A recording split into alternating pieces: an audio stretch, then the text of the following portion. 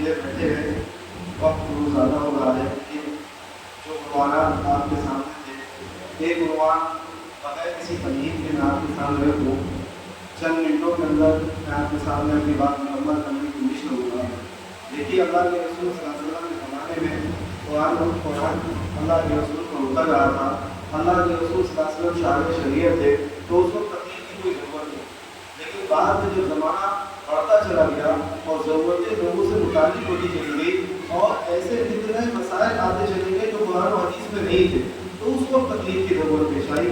جیسے اب جو فقہ اعمال کے اندر 4 اصول مرتب کیے گئے، اگر کوئی مسئلہ پیش آیا تو پہلے ہم کو قرآن کی طرف دیکھنا ہے، اگر وہاں نہ ملے اس کے بعد حدیث مبارکہ کی طرف دیکھنا ہے، اگر وہاں نہ ملے پھر اجماع صحابہ کی طرف دیکھنا ہے، اگر وہاں نہ ملے پھر مجتہد قیاس کرے گا، اس کے مطابق یہ مسئلے کا استدلال کیا جاتا ہے۔ یہ 4 اصول ہیں جو قرآن میں ثابت ہے، جس کی تفصیل کی ضرورت نہیں ہے۔ یہ مستدرک حاکم کی روایت ہے، اللہ کے رسول علیہ السلام نے معاذ بن جبل رضی اللہ عنہ سے فرمایا، جس وقت وہ جو ہے یمن کا حاکم بنا کر بھیجا، آپ نے فرمایا کئی فقط جی معاذ، اے معاذ لوگوں کے درمیان فیصلہ کیسے کرو گے؟ وہاں تو میں موجود نہیں ہوں گا، کیسے فیصلہ کرو گے؟ حضرت معاذ بن جبل نے بڑا خلاصہ جواب دیا، اقضی بکتاب اللہ، میں کتاب اللہ کے ذریعے سے فیصلہ کروں۔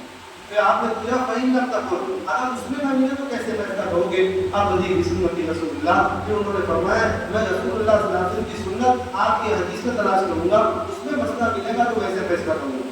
آپ نے فرمایا فَإِن لَمْ تَكُن، اگر اس میں بھی نہ ملے تو کیسے کروں گا؟ تو انہوں نے فرمایا رسول اللہ اجتہد برائے، میں اپنی رائے سے کوشش اور صحیح کروں گا، جس نتیجے تک پہنچوں گا وہ فیصلہ کروں گا جو قرآن حدیث کے موافق ہوگا۔ آقا نبی صلی اللہ علیہ وسلم نے ارشاد فرمایا، اے معاذ تم نے اگر یہ کیا تو بہت بہتر کیا، اور میری امت میں اللہ تعالیٰ نے ایسے افراد کو پیدا کیا ہے جو قرآن حدیث کو سمجھتے ہیں۔ یہ حضور صلی اللہ علیہ وسلم نے معاذ بن جبل کو دعا دی، مستدرک حاکم کی روایت ہے، تو پتہ چلا یہ 4 اصول جو مرتب کیے گئے ہیں یہ عین حدیث کے مطابق ہے، کوئی الگ سے مسئلہ نہیں ہے۔ آج ہمارے سامنے بہت سے ایسے مسائل پیش آتے ہیں جو نہ قرآن کے اندر ہے، نہ حدیث کے اندر ہے، نہ اجماع کے اندر ہے۔ آپ کے سامنے مسئلہ کون بتائے گا؟ آج کے وقت میں آپ کے سامنے مسئلہ آیا کہ کھگا کھانے کا کیا حکم ہے، بیڑی پینے کا کیا حکم ہے، سگریٹ پینے کا کیا حکم ہے، بھنگ کھانے کا کیا حکم ہے، چرس کا کیا حکم ہے، گانجے کا کیا حکم ہے، اور اسی طریقے سے آج کے زمانے میں جو نیا نشہ کرنے کی چیز آئی ایم ڈی، اس کا کیا حکم ہے؟ کون بتائے گا؟ اب کیا قرآن میں موجود ہے؟ کیا حدیث میں موجود ہے؟ کیا اجماع صحابہ میں موجود ہے؟ نہیں موجود ہے، بلکہ اب جو ہے عالم یا مفتی جو اس درجے کا شخص ہے وہ قیاس کر کے آپ کے سامنے بتائے گا کہ اس کی اصل حکم کیا ہے، حکم شرع کیا نکلے گا۔ اب اس نے جب سوچا اور غور کیا تو اس نے یہ دیکھا کہ قرآن پاک کے اندر شراب کی حرمت آئی ہے۔ ظاہر بات ہے ان تمام اشیاء کے اندر اگر شراب جیسا نشہ پیدا ہوتا ہے تو اس طریقے سے شراب حرام ہے تو یہ بھی حرام ہے۔ ظاہر بات ہے کہاں سے نکالا گیا؟ جو قرآن کے اصول سے نکالا گیا۔ تو حضرات فقہاء، حضرات ائمہ جو مسائل نکالتے ہیں وہ قرآن و حدیث کے اسباب و علت سے نکالا جاتا ہے، کوئی الگ سے چیزوں کو پیش نہیں کیا جاتا۔ آج کے زمانے میں جتنے بڑے بڑے فتنے ہیں آپ کے سامنے میں مختصر بتاؤں، شیعہ ہو، غیر مقلد ہو، اس کے بعد بیزائی ہو، اس کے علاوہ اور جتنے بھی فتنے ہیں تمام کے تمام لوگوں نے اپنے مختلف طور پر اپنے جو بنیادی اصول مرتب کیے ہوئے اور اسی بنیاد پر وہ چلتے ہیں اور تمام مسائل کو غلط قرار دیتے ہیں۔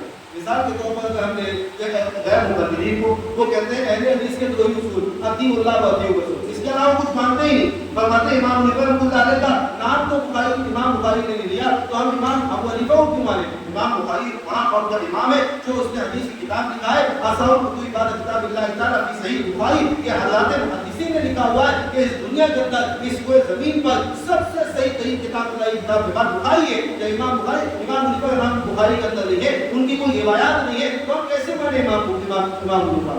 میرے بزرگوں عزیزوں، جیسے مولانا سیاض صاحب دارو برکاتہ نے شروع میں پوری تاریخ بتائی، امام حنیفہ رحمۃ اللہ علیہ 80 ہجری میں پیدا ہوئے، پہلی صدی کے اندر صحابہ کا شاگرد امام حنیفہ رحمۃ اللہ علیہ، اور اس کی 30ویں صدی کے اندر امام بخاری پیدا ہوئے۔ بتائیے امام حنیفہ کا زمانہ کتنا پہلے، امام شافعی کا زمانہ کتنا پہلے، مجتہدین کا زمانہ کتنا پہلے، اور بہت 30ویں صدی کے اندر امام بخاری رحمۃ اللہ علیہ پیدا ہوئے ہیں۔ اب یہ سوال پیدا ہوتا ہے، بہت سارے فکری سوال کھڑے کرتے ہیں کہ امام بخاری رحمۃ اللہ علیہ نے نام کیوں نہیں لیا؟ الطبقات شافعیہ میں جائیے، آپ کو پتہ چلے گا امام بخاری رحمۃ اللہ علیہ خود جو ہے مقلد تھے امام شافعی کے، امام شافعی رحمۃ اللہ علیہ کے خود مقلد ہونے کے بعد انہوں نے امام شافعی کا نام نہیں لیا تو امام بخاری کو کہہ دیا، امام بخاری کو کہہ دیا۔ اگر کوئی سوال قائم کرے سب سے زیادہ افضل صحابہ کے اندر حضرت ابوبکر صدیق ہے، حضرت عمر ہے، حضرت عثمان ہے، حضرت علی ہے، باوجود اس کے یہ افضل ہے، اس کے باوجود قرآن کریم کے اندر ان کا نام نہیں لیا، کیا جواب دیں گے اس کا؟ حضرت زید رضی اللہ عنہ کا نام ہے، کیا اس کا معنی یہ ہوا کیا ان کی افضلیت ختم ہو گئی؟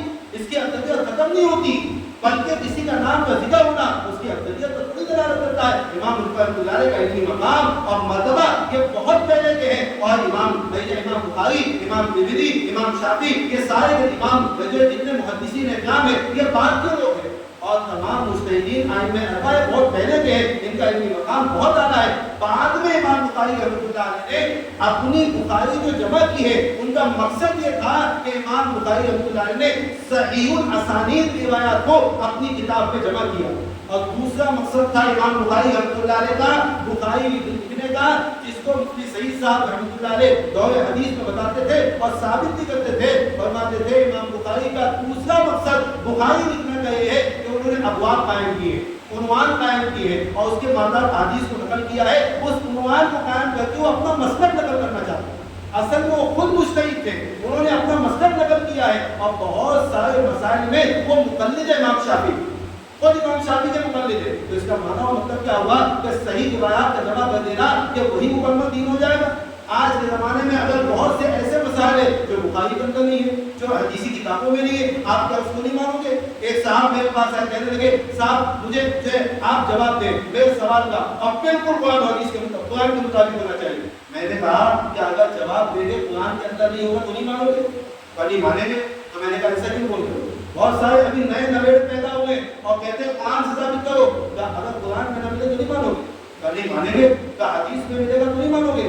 مانیں گے؟ تو ایسا کیوں بول رہے ہو قرآن سے ثابت کرو؟ یہ تم کو پلایا جاتا ہے، تمہارے ذہنوں کو خراب کیا جاتا ہے۔ آج کے زمانے میں جو بڑے بڑے بدین قسم کے لوگ پیدا ہوئے ہیں، یوٹیوب کے اندر بیٹھ کر دین کو سمجھا رہے ہیں اور اپنے آپ کو کہتے ہیں ہم ہی دین کے ٹھیکیدار ہیں اور دین کے سمجھدار ہیں، اور پھر سب سے پہلے وہ مسالک سے بچن کرنے کی کوشش کرتے ہیں۔ جتنے ائمہ کی کتابیں ہیں سب سے پہلے ان کو سب سے زیادہ الرجی جو ہے وہ امام ابو حنیفہ رحمۃ اللہ علیہ سے، ان کی کتاب اور ان کے حوالے جات کو پیش کر کے لوگوں کے ذہن کو بھٹکاتے ہیں اور کہتے ہیں امام ابو حنیفہ رحمۃ اللہ علیہ کی فقہ یہ بالکل کہانی اور قصے کی گڑی ہوئی کتاب ہے، اس کا قرآن و حدیث سے کوئی تعلق نہیں۔ میں آپ کو اس کی چند مثالیں دیتا ہوں۔ محمد علی مرزا جو سب سے بڑا خبیث اور ملعون قسم کا آدمی ہے، کئی لوگوں کا ذہن اس نے فقہ حناف سے بچن کرنے کی کوشش کیا ہے اور کر رہا ہے، لیکن آج میں آپ کے اندر ہمارے اندر سب سے بڑی بیماری کی بات بتاتا ہوں۔ اگر ہمارے سامنے کوئی مسئلہ آتا ہے یا ہم کوئی بات اس کی سنتے ہیں، اپنے علماء سے رجوع نہیں کرتے، ہم پوچھنے کی زحمت نہیں کرتے، بس اس کی بات کو سنتے چلے جاتے ہیں۔ ہاں بڑے اچھے سے وہ علمی دلائل پیش کر رہا ہے، بالکل بخاری پیش کر رہا ہے، ترمذی شریف کی روایات پیش کر رہا ہے اور بالکل چسپاں کر کے ویڈیو پہ لاتا ہے۔ لوگ سوچتے ہیں کتنی بڑی بات ہے، اس سے بڑی بات کوئی ہو ہی نہیں سکتی۔ ہمارے عالم کے پاس جاؤ کبھی بخاری نہیں دکھاتے، ہمارے عالم کے پاس جاؤ کبھی ترمذی نہیں دکھاتے، ہمارے عالم کے پاس جاؤ کبھی مسلم نہیں دکھاتے، اور یہ دیکھو یوٹیوب پر بیٹھ کر ہم کو سب کچھ بتایا ہے۔ آپ اگر اندازہ لگائیں گے اس روایت کا مطلب کیا ہے، اس روایت کو لیا کہاں سے؟ اکثر و بیشتر روایات وہ اصول بخاری سے نہیں لیتا بلکہ ترجمۃ البخاری سے لیتا۔ اس کو کیا معلوم ہو جو پیش کر رہا ہے وہ صحیح ہے یا غلط ہے؟ وہ آدمی جو سننے والا ہے اگر اس کو مکمل طور پہ قرآن پاک اور حدیث پاک مکمل طور پہ اس کو معلومات ہے تو وہ صحیح طور پہ یہ سمجھ سکتا ہے یہ غلط پیش کر رہا ہے صحیح پیش کر رہا ہے، یہ حق ہے یا باطل ہے، وہ فیصلہ کرے گا۔ اور جو عام آدمی جس کو اصول سے واقفیت نہیں ہے اور قرآن و حدیث کا علم نہیں ہے، بتاؤ کیسے فیصلہ کر سکتا ہے؟ وہ تو متاثر ہوتا چلا جائے گا، متاثر ہوتا چلا جائے گا۔ ابھی میری پرسوں دن ایک صاحب سے ملاقات ہوئی، اچھے خاصے شخص ہمارے ساتھ نماز پڑھنے والے، ہماری صف میں شریک رہنے والے، مجھے بڑا تعجب ہوا جب میں نے ان سے محمد علی مرزا کے بارے میں کہا تو کہنے لگا بہت اچھا آدمی۔ میں نے کہا اس کی زبان سے نکل رہا بہت اچھا آدمی، حالانکہ اس کے عقائد کیسے، حالانکہ اس کی باتیں کیسی، کتنی خطرناک قسم کی باتیں اس نے فقہ حناف میں کہی ہے۔ یہ صرف میں اس بات پر نہیں کہہ رہا کہ ہم مسلک حناف پہ چلنے والے، بلکہ اس نے کہہ رہا ہوں اس کی مکمل بات قرآن و حدیث کے خلاف۔ آج تک وہ بیٹھتا کیوں نہیں؟ آج تک وہ علماء کے سامنے آیا کیوں نہیں؟ مفتی طارق مسعود دامن برکاتہ وہاں وہ بھاگ کیوں گیا؟ یہ تمام تر باتیں وہ ہیں۔ مفتی تقی عثمانی کو بڑے اشکالات کرتا ہے، مفتی جو طارق مسعود کو بڑے اشکالات کرتا ہے اور دیگر علماء کو بڑے اشکالات کرتا ہے، آج تک بیٹھا کیوں نہیں؟ آج تک اس کی ہمت کیا قیامت کی صبح تک ہمت نہیں ہوگی وہ علماء کے سامنے بیٹھ کر صحیح اصول کی روشنی میں اعتبار کر سکتے. میں آپ کو بتاؤں اس سے سب سے خطرناک جو لوگوں کا ذہن بھٹکانے کی کوشش کیسی بھی ہے. امام ابو حنیفہ رحمۃ اللہ علیہ کا ایک مسئلہ ہے کتاب الطلاق کے اندر آپ جائیے, آپ کو شاید معلوم بھی ہوگا. امام ابو حنیفہ رحمۃ اللہ علیہ کا مسئلہ ہے, ہمارا موقف یہ ہے اگر کوئی شخص اپنی بیوی کو 3 طلاق دے دیتا ہے اور پھر اس کی بیوی اگر دوسرے سے نکاح کرتی ہے, جس طریقے سے حلال شریعہ کہتے ہیں, اگر 3 طلاق دے دیا تو اس سے نکاح کرنا حرام ہو گیا. اب جب وہ دوسرا نکاح کرے گی وہاں سے جو اس کی ہمنسلی ہوگی, پھر وہ شوہر 3 طلاق دے گا جو پہلے والے شوہر کے لیے حلال ہوگی, جسے کہتے ہیں حلالہ. امام ابو حنیفہ رحمۃ اللہ علیہ لکھا ہے اپنی کتاب الطلاق کے اندر کہ اگر کوئی شخص ایسا کرتا ہے کہ اپنی اس کی بیوی کو 3 طلاق دے دیتا ہے اور پھر وہ جو ہے دوسرے شوہر کے پاس سے آتی ہے, اب وہ پہلے والے شوہر کے لیے حلال ہو جاتی ہے. ہاں یہ مسئلہ لکھا ہوا ہے, بالکل صحیح ہے, کوئی غلط تھوڑی ہے. اب یہ مسئلہ پیش کر کے لوگوں کو سمجھاتا ہے کہ دیکھو امام صاحب کا یہ مسئلہ, اور حدیث مبارکہ میں ترمذی شریف کی روایت ہے حضور پاک صلی اللہ علیہ وسلم نے ارشاد فرمایا لعن اللہ المحلل والمحلل له, کہ اللہ تعالی نے لعنت فرمائی ہے حلالہ کرنے والے مرد حلالہ کرنے والی عورت پر. اب دیکھو حدیث ایک طرف, امام صاحب کی بات ایک طرف, لوگوں کا ذہن میں آتا ہے بات تو صحیح ہے, بتاؤ امام صاحب نے حدیث کی مخالفت میں اپنا مسئلہ لکھا ہے, حالانکہ اس کو یہ نہیں معلوم اس کی اصول کیا ہے, اس کو لکھا کیوں ہے, اس کی شرطیں کیا ہے, اس کا جواز کیا ہے, کچھ معلوم نہیں. اب عام ذہن والے لوگ سنیں گے تو بولیں گے بالکل صحیح, واقعتاً یہ بات لکھی کیسے انہوں نے. دوسری ایک بات آپ کو بتاؤں, امام ابو حنیفہ کا مسلک جو طہارت کے سلسلے میں لکھا ہوا ہے وہ بہیمۃ بلا انزال, کہ اگر کوئی آدمی کسی چوپائے سے بدی کر لے اور انزال کے بغیر نکال لے تو اس پر غسل واجب ہے. اب یہ تو مسئلہ لکھا ہوا ہے, تو کیا کہتا ہے معلوم ہے کہ دیکھو امام صاحب نے بدی سے جو ہے بہیمہ سے اور جانوروں سے بدی کو جائز قرار دیا.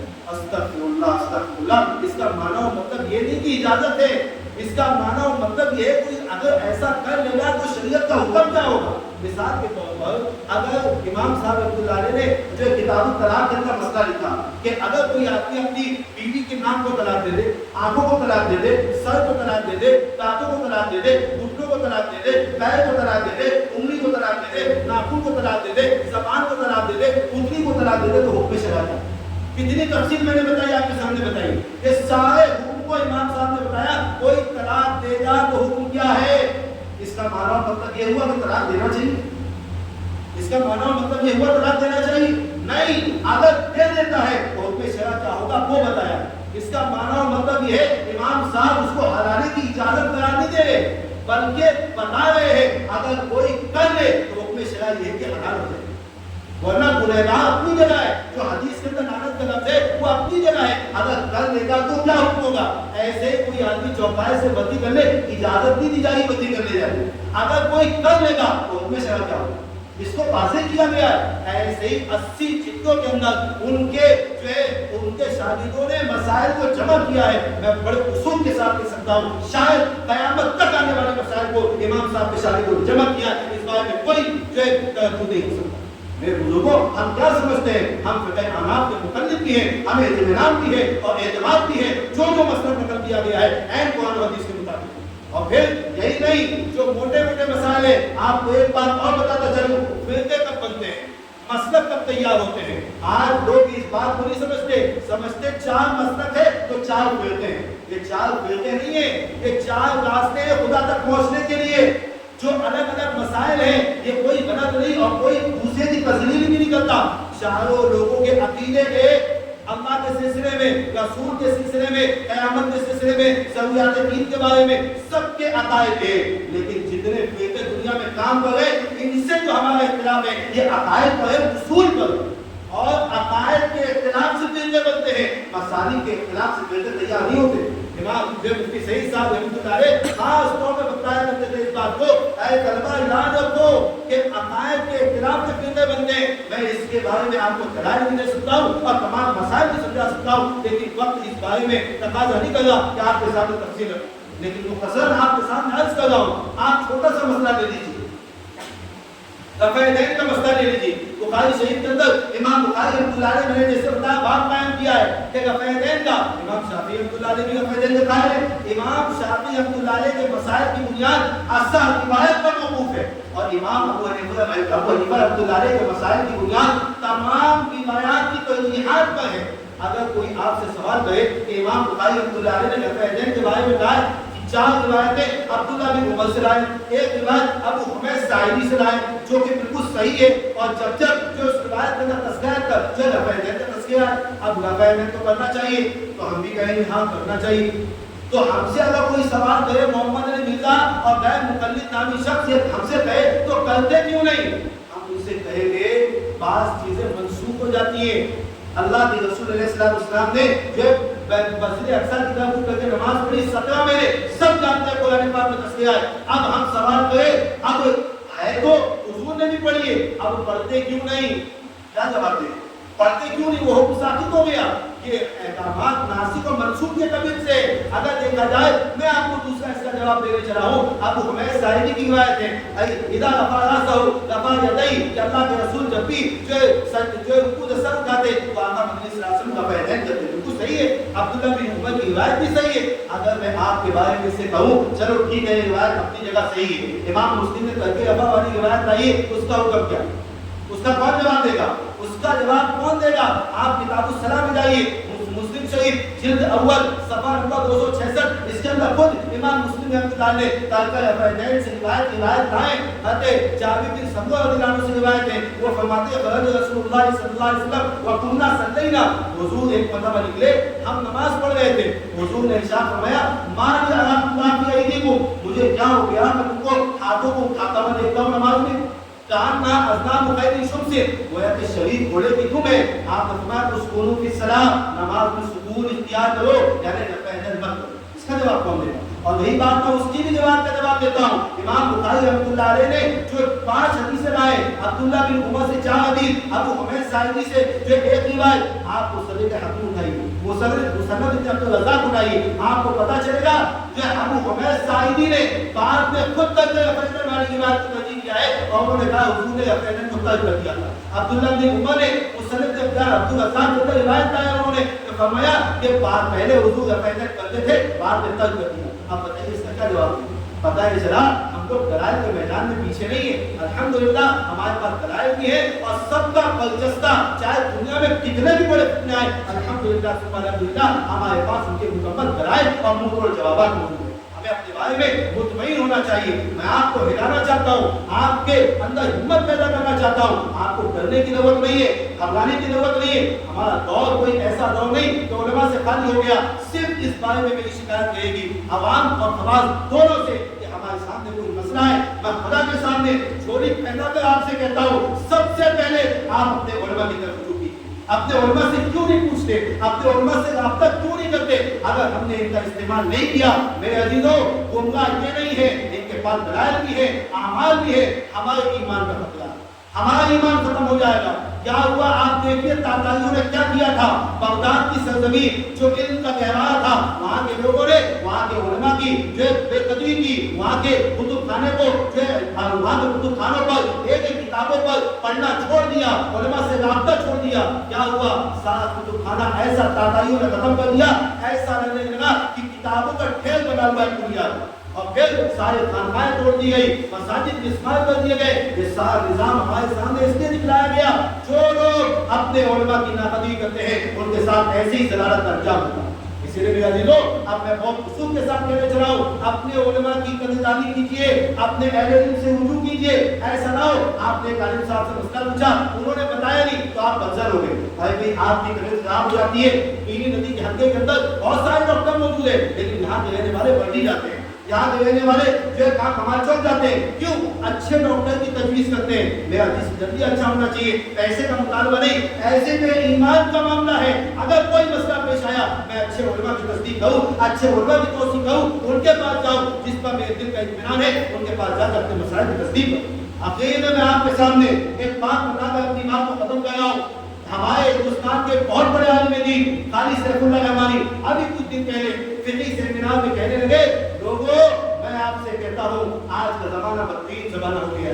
میں نے 3 زمانے دیکھے ہیں، کہنے لگے میں نے وہ زمانہ بھی دیکھا ہے کہ لوگ ہم سے مسئلے آ کر پوچھتے تھے، کہتے تھے حضرت اس کا حکم کیا ہے، ہم نے ان کو بتا دیا، وہ اس پر عمل کرتے تھے، کوئی اعتراض نہیں کرتے تھے۔ ایک زمانہ وہ زمانہ آیا کہ لوگ ہمارے سے مسئلہ پوچھتے ہیں، ہم مسئلے کا جواب دیتے ہیں، وہ کہتے ہیں حضرت قرآن و حدیث میں کہاں ہے ذرا بتائیے۔ پھر یہ زمانہ بھی گیا، اب وہ زمانہ آ گیا ہے کہ اگر لوگ مسئلے پوچھتے ہیں، ہم ان کو مسئلے بتاتے ہیں تو کہتے ہیں ہمارے دماغ میں نہیں آتا۔ یہ کفر کی انتہا ہے، یہ کفر کی انتہا ہے، ارتداد کے دہانے پر امت پہنچ چکی ہے۔ میرے عزیزوں، ہم کو اطمینان اور اعتماد ہونا چاہیے، ہمارے پاس دلائل مکمل موجود ہے، وقت نہیں ہے ورنہ میرے پاس مسائل کی لمبی فہرست ہے۔ میں خود دیکھ رہا ہوں قربانی کے احکامات کیا ہے، نماز جنازہ کے احکامات کیا ہے، اور کیا کیا غیر مقلدین نے محمد علی مرزا نے جو لوگ کے ذہن کو برباد اور خراب کرنے کی کوشش کی ہے، ایک ایک کے جواب الحمدللہ ہمارے پاس موجود ہے اور موجود رہیں گے۔ کسی کے پاس اگر ایسے مسائل آئے، خدا را اپنے علماء سے رجوع کرو، اپنے اہل علم سے رجوع کرو، اور اس سلسلے میں جو تربیتی کیمپ رکھا گیا ہے یہ صرف آپ کے لیے رکھا گیا ہے۔ اب آئیے آخر میں مفتی زہیر صاحب کو دعوت دیتا ہوں، آپ حضرات اسی اطمینان کے ساتھ جیسے اب تک بیٹھے ہیں، آپ نے تمام باتوں کو سنا اور سمجھا، ایسے ہی بیٹھے رہے، بالکل آدھے گھنٹے کے اندر مفتی صاحب دارالقدس آپ کے سامنے فقہ اعناف سے مسائل نکالے کیسے جاتے ہیں یہ آپ کو الٹ پر سمجھائیں گے مختصر طور پر۔ آپ اطمینان کے ساتھ جو ادھر ادھر بیٹھے وہ قریب کیا جائے، جن کے بعد کاغذ قلم میں روٹی لے لے، بہت ہی اطمینان کے ساتھ آپ ایک ایک چیزوں کو دیکھیں اور سمجھیں کہ فقہ اعناف سے مسئلہ نکالا کیسے جاتا ہے۔ الحمدللہ ہم اس پر مطمئن ہیں۔ مختصر طور پر حضرت آپ کو سمجھائیں گے، آپ وہی نصیب